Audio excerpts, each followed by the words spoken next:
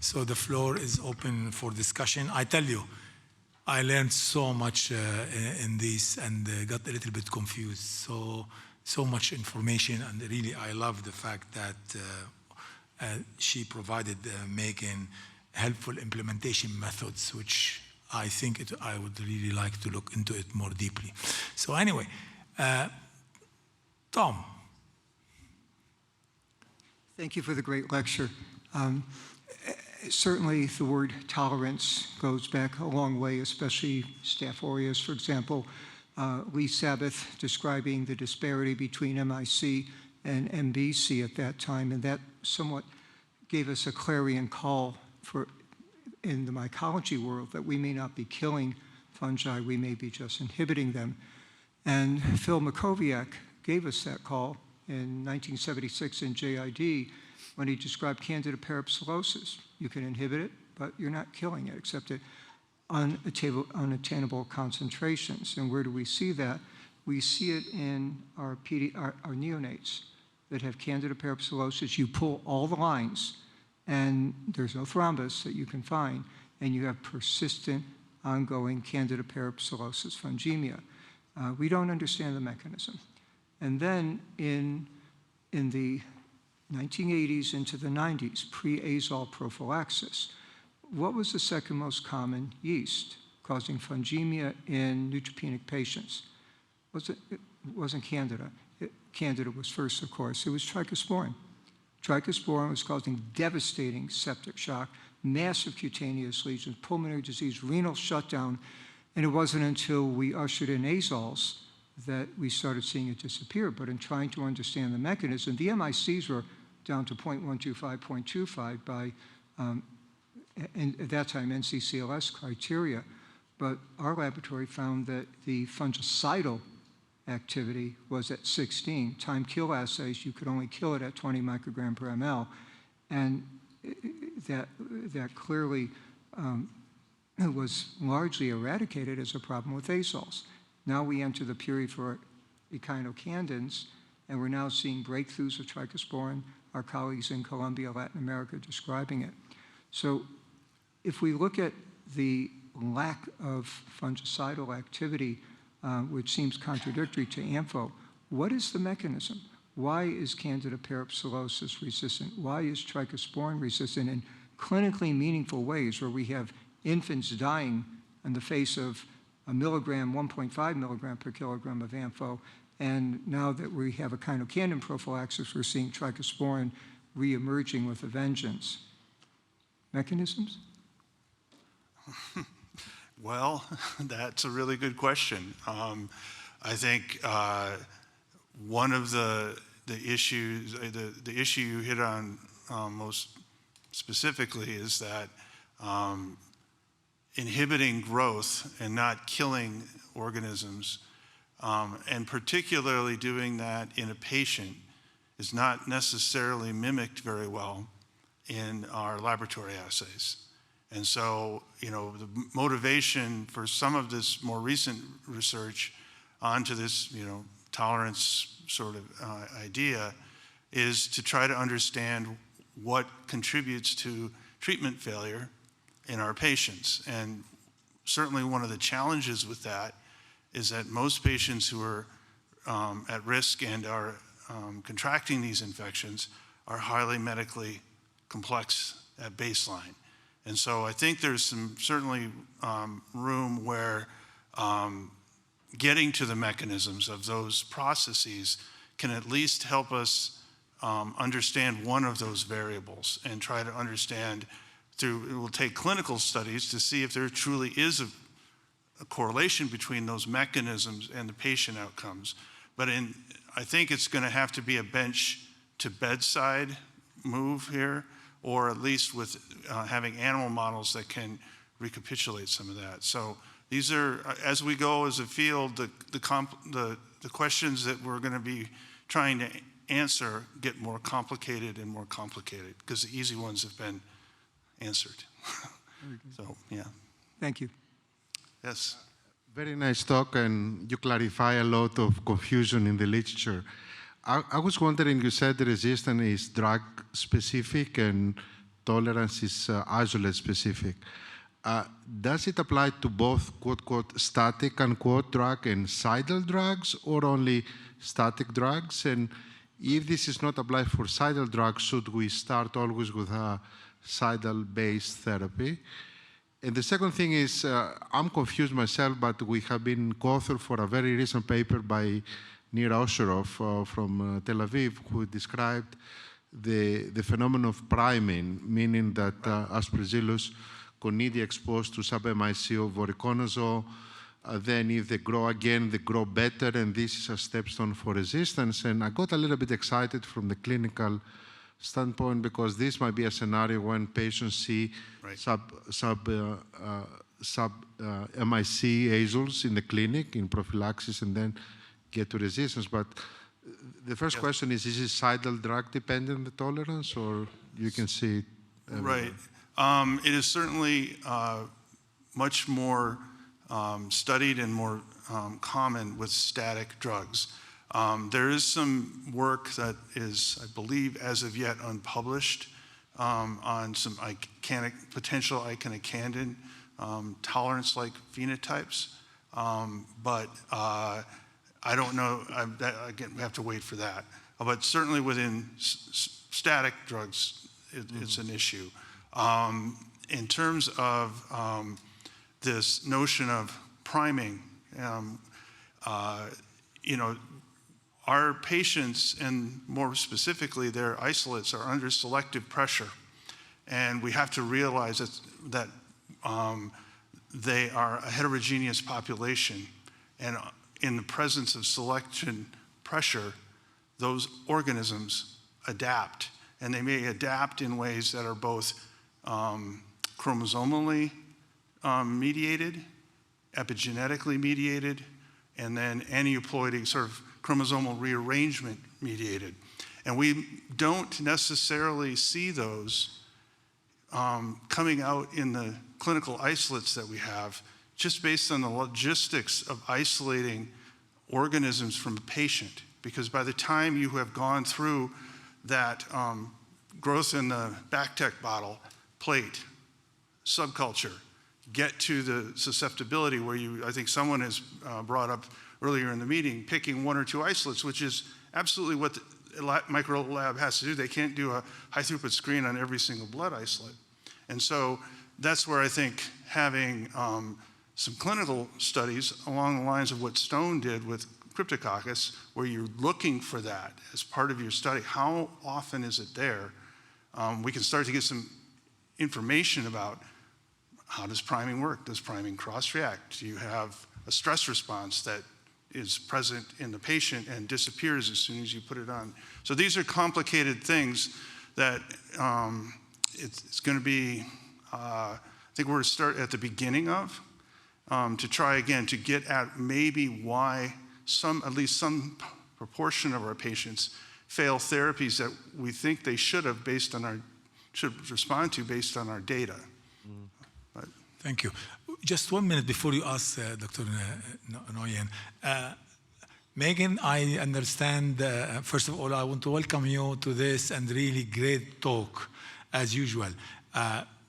You wanted to share some information with us. Please go ahead. Thank you very much. And thank you for your very kind introduction, Mahmoud. I am in Denmark, and I'm living at the countryside, and probably here Friday evening, everyone are streaming movies, so I cannot use my screen as normally, so you only have my talk, or my speech. I had a funny observation about, which I think is in the tolerance or heteroresistance area, because we so often see trailing growth for Candida tropicalis, and we sometimes see it very heavily. I mean, sometimes you have equal growth that is around 50% in the high concentrations for tropicalis. So a PhD student in our lab selected isolates that were stable in their degree of trailing, either in like 10% of the positive growth control, 20%, 30%, 50%, or above And then we examined them in Galleria larvae models, and we examined them in mice models. And in larvae, you could see a stepwise increase in mortality. But in mice, we didn't see any decrease of activity until you were above 50% growth, so less than 50% inhibition, so to say. So, because, I mean, you get worried when you see all this growth in a microtiter plate with high concentrations, but I'm surprised to see that it doesn't really translate into a huge difference in animals, and only in the neutropenic model we could actually see a difference. And I don't know, because I know much less about heteroresistance and trailing, so I would like to hear my co-speaker comment on that, if you like. Explain that? Yeah, please do. Well, it is consistent with the studies that were done, you know, in the early days of fluconazole in experimental models, where, as I said before, the trailing effects and which are most consistent with what sort of Judy has started to call tolerance, did not affect the outcome of fluconazole therapy at that point. And so I guess were your experiments done with drug, or was that just on virulence itself? No, that was with drug. With drug, yeah. So, yeah. So when you run the normal susceptibility plate, you have microtiter plates with twofold dilutions. Yep. And then you can see, because we measure them in a spectrophotometer, you can simply see the degree of inhibition or degree of growth, whatever you like. So that's the basis. And then we took these isolates with a stable phenotype and put them in larvae in mice and in immunosuppressed mice. And only in the suppressed mice we could see a loss of efficacy, and only when right. the inhibition was less than 50%. And I was a little bit surprised at that. Well, I think it's interesting that when you get to that threshold where you're, 50% of a 10 to the 6th sample of bugs is a fairly large amount. So when you're getting past the, I guess that would be my explanation. Now, the molecular mechanisms behind that, those are the things that are open for study, and that's a very interesting. That's a really nice set of experiments demonstrating where that cutoff. For instance, if you start thinking ahead, how would you use that clinically? That's if you see a 50% heterotolerance, or heteroresistance or tolerance, and that correlates with outcome in animal models. Now we're starting to move toward using that information. Great, thank you. Dr. Noyam, please. Thank you for your talk. I learned a lot. So I follow a lot of bacterial literature to help me, think more about the avenue of research in Candida or eukaryote. So a couple of years ago in Nature Communication, there was a very nice paper differentiating between tolerance and heteroresistance. They did not use the term heteroresistance there, they used the term persistence. And like Dr. Wunsch said, the tolerance and heteroresistance all depend on the Sidon curve. Sidon killing curve. Yes. So on the tolerance, what it shows is it's just like it can kill the organism. It should take a longer time to complete kill. Right. For the persistence, or we call it heteroresistance, they are a biphasic killing, like a sharp kill, and after that a lower kill. And the lower kill, people think that this is due to stress response. Right. So at least to me, there is no clinical relevance that we know yet.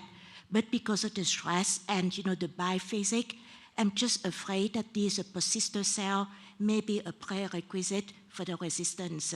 Right. So I think we have to somehow to put the bacterial literature and the fungal literature to be in line, so people who read both are less confused. Yeah, thank you. So you're absolutely right. in the antibiotic literature, it's essentially like a prolonged lag phase in the presence of a cidal drug, is defined as tolerance. And so, like I said, in my presentation, we still have a long way to go to get our communication and our concepts similarly aligned. It's a very good point. Yeah. Tom. I think you had brought up, and Hung also brings up the issue of host. And often we're not focusing on that. But if we look at the animal model systems in our laboratory, when we examined Candida parapsy, neutropenic, non-neutropenic, when we looked especially at trichosporin, which normally is a weak pathogen, as soon as you make it the host neutropenic, it's absolutely devastating. But you do not see the in vitro in vivo correlation of what we call tolerance unless the host is profoundly compromised. Right. Our hypothesis is that even as you drop below the cidal level, an MIC, say, of 16, you still have neutrophils present, which for those are the critical host factor, and it can be eradicated. However, as soon as you then are dropping below and you have no neutrophils and you're not killing the organism, and especially if you drop a trough to below the MIC, the organism proliferate. And so you have these in profoundly neutropenic hosts, Candida parapsilosis progressing, and trichosporin just exploding in the multiple tissues, but not in the non-neutropenic hosts. Right. So, we have a triangle when we think about our patients. We have the host, we have the organism, and we have the drug. And we do a lot of drug, organism, bug, host, drug, host, but we rarely put them all together and to try to understand how each of those as an ensemble actually, because that's what determines our outcomes. And getting closer and closer to put all that together is how we're going to model things better and also eventually hopefully treat patients better. But thanks, Tom, for that. Great. Megan, I want to ask you a question, please. You mentioned about the susceptibility of glabrata and Candida auris to ampho, like they are within two dilutions. Usually, we consider differences really in two dilutions to be the same, although you are saying that C. auris is really more resistant. Do you think, two dilution is not enough or to differentiate between them? You're absolutely right that normally if we take two MICs that we've determined and there's just two dilutions between them, that could be within the variation of the test. But what I talked about was the difference between the modal MICs of distributions of more than 100 isolates.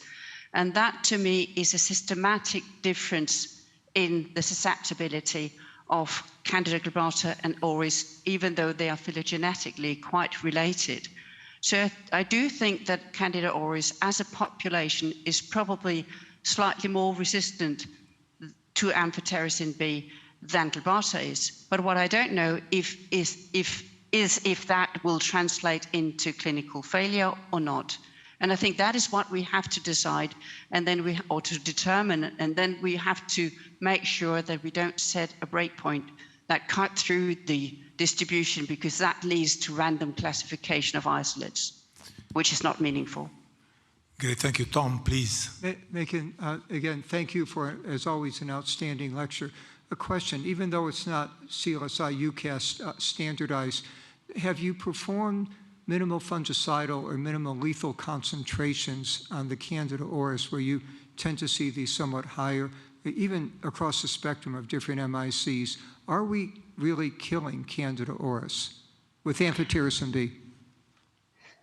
Thank you, Tom. No, unfortunately, we haven't. But actually, when we run UCAS testing, we don't see broad distributions. They're quite tightly clustered, so we don't see these wide distributions as is seen, for instance, by e-test.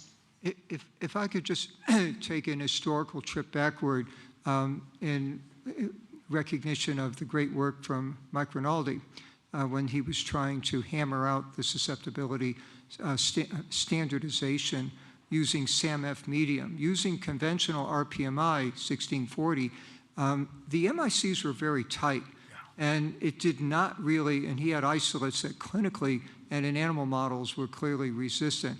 It wasn't until SAMF medium came in that it expanded out. The problem was is that it couldn't be standardized. The medium itself couldn't be standardized, and there was there was considerable variability.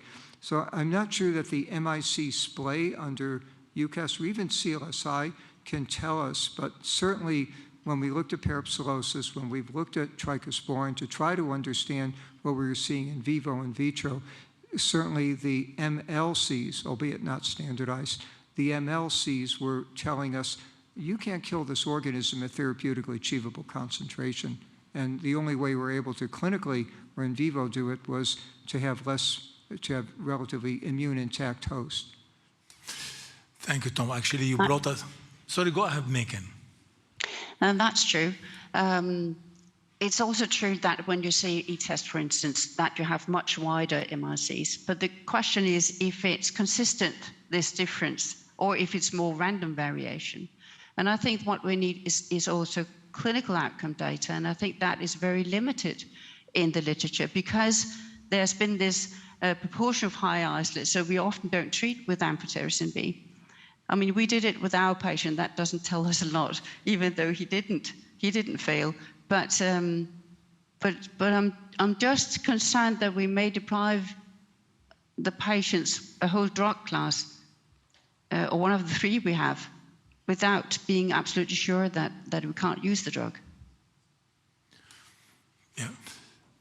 I think, you're touching upon a point which I like to really emphasize is sometimes the MIC data does not really guarantee whether a patient is responding or not. We have, long time ago, John Rex, I think Mike Fowler and we wrote an article about the 90-60 rules.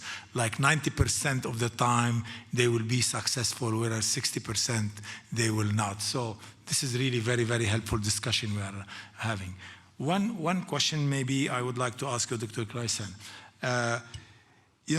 Honestly, it's very interesting data which you presented. My question is, what is the practicality of these terms in the clinical lab? How can we move into that? I know you said that there is still need more studies, but what do you think? I think it's going to be very difficult to, unless you get some sort of molecular markers that would indicate whether a strain has an increased propensity for development of tolerance or has tolerance or heteroresistance. It may be more, this is me just talking off the top of my head. However, if you have a patient, you can imagine, who is not responding to therapy, continues to be candidemic in particular, taking that isolate, we rarely retest isolates, right? You get this little report that says, see the first MIC determination on this day. If you're not clearing that bloodstream infection in particular, would that be a time to plate the whole isolate, grow it up, test it for heteroresistance, which is fairly simple using just standard plates. It's very time consuming. So whether a microbiology lab would be able to do that, certainly wouldn't want to do it at the beginning, but if you have a patient who's failing therapy, and that would seem to me to be a time where the value of that additional effort is, the benefit from that goes way up. And so that would be, to me, the most potentially feasible way to use particularly heteroresistance as a way to say, have we now generated a new, either a different MIC, because it has to stay. You're going to lose your heteroresistance if you simply put it on a plate that doesn't have drug, right? Megan, do you want to say something, add to this? I think it's difficult because we were quite surprised to see that we couldn't really find any difference for tropicalis, which is what we have studied. So there sort of need to be a clinical implication in order to spend days on doing extra work, and I'm not sure if we know that that's the case. No, I totally agree. Yep, it's open. It's really an open question that needs probably specific study rather than kind of theoretical. We need clinical correlation with changes in population susceptibility, I think, before you can justify the extra work to get to, in the microbiology lab. I agree. Tom? Would there be a simpler way, just pragmatically, for screening heteroresistance in, say, refractory patients? If you knew that... To look for what? Which? For example, either ampho or fluconazole. Let's just use one of those as an example. Or even amphotericin B. A patient's failing amphotericin B. MICs look fine. We're not going to do MLCs, but maybe there is heteroresistance there. Okay, maybe something akin to Candida auris. But even if you were to fill in whatever the antifungal agent is, we think of heteroresistance, at least on the bacterial side, as in a given population, instead of having clonal MIC, that it's actually much wider. As you nicely said, 10 to the 7th organisms in a colony. Within that colony, you have resistant organ. Would it be just feasible, recognizing it's not very scientifically elegant, but for a clinical microlab, and you call up and say, this patient's failing and we're out of drugs. If you had just a pre-filled plate, simple SAB agar, medium, or just sheep blood agar with 10 microgram, 5 microgram per ml of ampho, or 10 microgram per ml of fluconazole, just sitting there on the shelf, pulled it off, just took that colony, spread it out. Should kill the organism or inhibit the organism, but if you had heteroresistance in that population, would you not see some organisms cropping up if you subculture that colony of 10 to the 7th organisms? I think we need to, time is running out now, and we need to... That's basically what I proposed. Okay. Right? But the work, as she's pointed out, to that is extensive. And so I think you need probably more evidence that it affects outcome. And then once that's in place, you need to do a study to show that you can go prospectively forward. So I want, first of all, before I close and thank both Christian and Megan, I want to put a plug. If sometimes you do MIC and you find that there is a strain which is resistant to a given drug you're looking, I really would like the community to start thinking of doing combination therapy. Actually, the dermatologist, a lot of the time when we are seeing that there is failure in terbinafine, which, by the way, we published a paper with Bonnie Oluski from the University of Birmingham in Alabama. We are seeing this now, terbinafine resistant in the US. So what the dermatologists are asking me then, can you do combination? And a lot of the time we find that combination really works, and guess what? We published also a paper with Bonnie again, where we showed that combining an azole plus terbinafine, it really worked very well. So I think this is an area maybe for another meeting. We need to think of combination therapy because this could be a way out. And without further ado, I'd like to thank both Megan and Damien for lovely talks, and also thank you all for staying this late in the game listening to us. Thank you very much. Bye-bye. Thank you very much.